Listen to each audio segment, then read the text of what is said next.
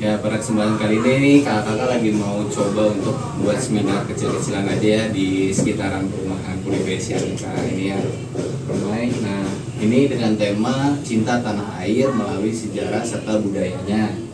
Nah, untuk temanya, untuk judulnya sendiri kita di sini ngusung Depok 1945.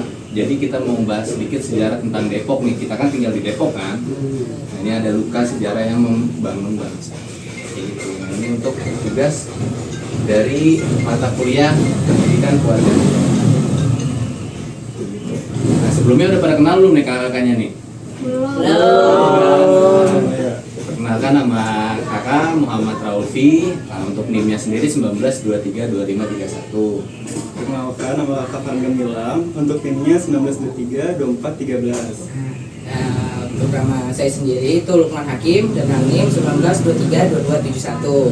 Ya, untuk nama kakak sendiri itu Muhammad Perdana ya, bisa dipanggil Perdana buat adik-adik semua.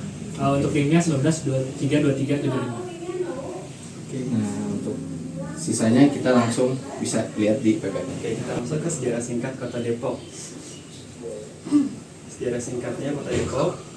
Jadi Kota Depok ini awalnya itu sebenarnya tanah kosong di Batavia.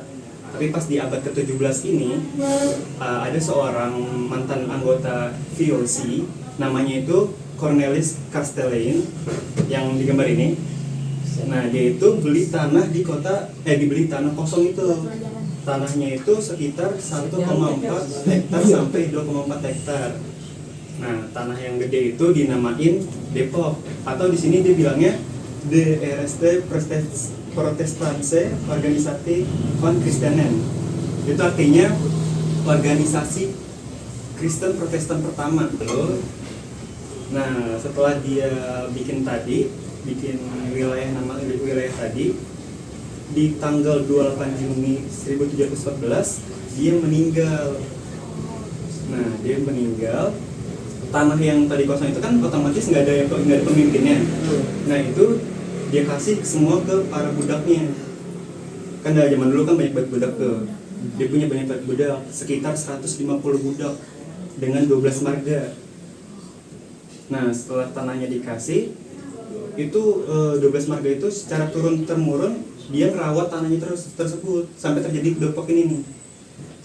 Nah, nama 12 marganya itu ada Bakas, Ishak, Jonathan, Jacob, Joseph, Lawrence, Leander, Tolesen, Sodira, Samuel, Zadok.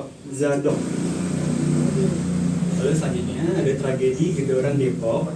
Nah, ini bakal dijelasin sama Kak Rizky Perdana. Oke, sekarang kita masuk ke tragedi Gedoran Depok ya. Tulisannya cukup serem ya. Coba kita masuk dulu deh, apa itu tragedi Gedoran Depok? Itu sebenarnya ini tragedi Gedoran Depok itu. Jadi, kalau untuk ini yang di daerah Depoknya, yang dimana setelah 17 Agustus 1945 setelah kemerdekaan, itu Depok menolak untuk kemerdekaan karena yang kita dengar sendiri kan, Hindia Belanda itu udah ngeklaim wilayah tersebut. Lalu juga di sini tidak dituliskan, cuman kalau untuk tragedi Gedoran Depok ini penyebab utamanya karena awalnya Depok itu udah hampir mau jadi negara, udah hampir merdeka sendiri. Nah, di sini sebenarnya ada banyak ya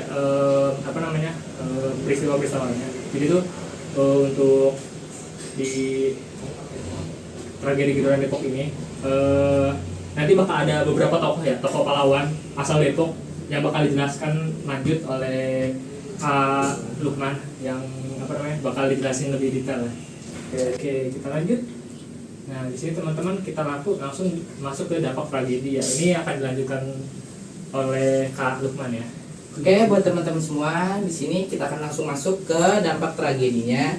Yang bagi warga Depok itu sendiri ada beberapa dampak yang terkena dari tragedi tersebut.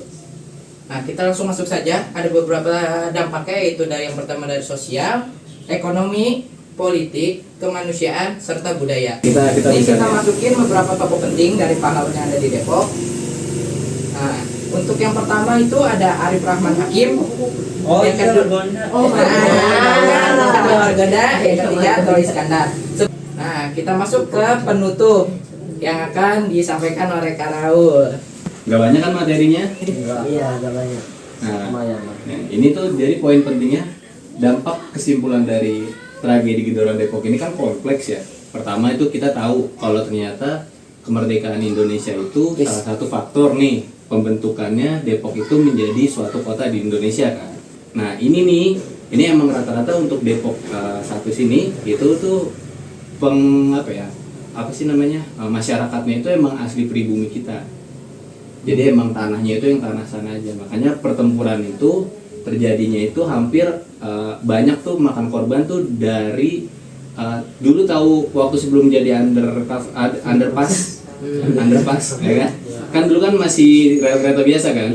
Nah itu tuh titik tempurnya warga Indonesia sama orang Depok dulunya. Itu Depok dari Belanda. Depok Belanda ya. Karena kan posisinya waktu itu mereka udah Depok ya namanya. Nah itu tuh dari situ sampai akhirnya ke Jembatan Panus. Makanya kalau kalian mau tahu di Jembatan Panus itu kalinya itu jadi tempat pembuangan mayat. Itu. Nah, udah sih cukup itu aja. Iya kakak bilang makasih banget nih buat kalian yang udah nyempetin. Semoga apa yang kita pelajari hari ini bisa kita kenang lah buat kedepannya ya. Sekian dari seminar hari ini. Wassalamualaikum warahmatullahi wabarakatuh. Waalaikumsalam.